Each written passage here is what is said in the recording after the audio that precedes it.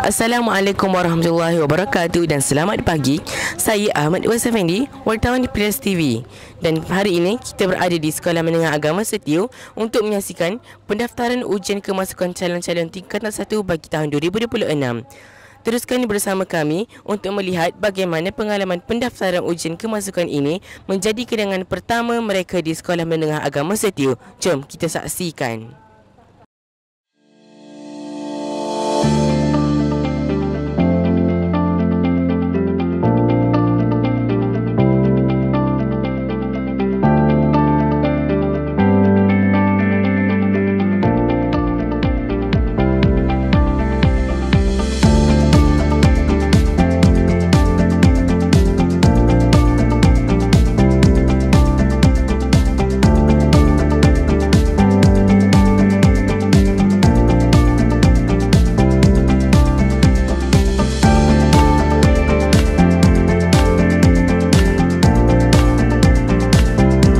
Assalamualaikum warahmatullahi wabarakatuh. Bersama saya sekarang Puan Hajah Jamilah binti Mat, Pengetua Sekolah Menengah Agama Setiu. Assalamualaikum Bonda. Waalaikumsalam warahmatullahi wabarakatuh.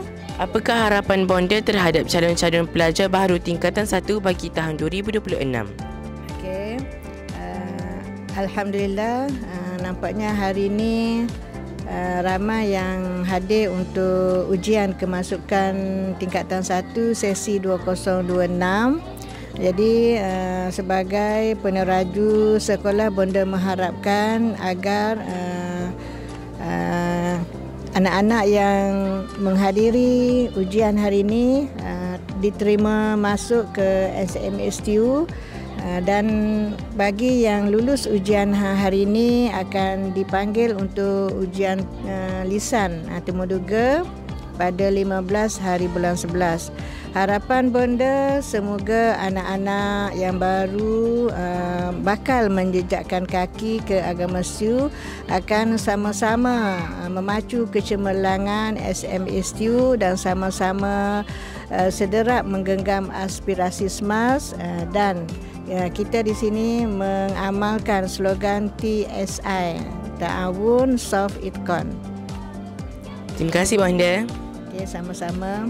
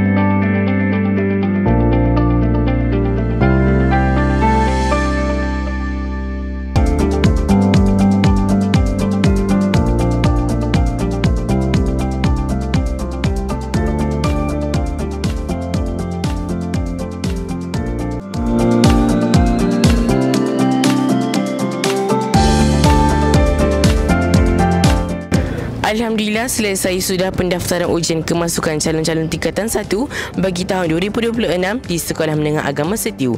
Suasana hari ini penuh dengan debaran, kegembiraan dan semangat baru para pelajar. Saya Ahmad Iwas Effendi, wartawan Pilihan TV Sekolah Menengah Agama Setiu. Pilihan TV mencipta fenomena baharu.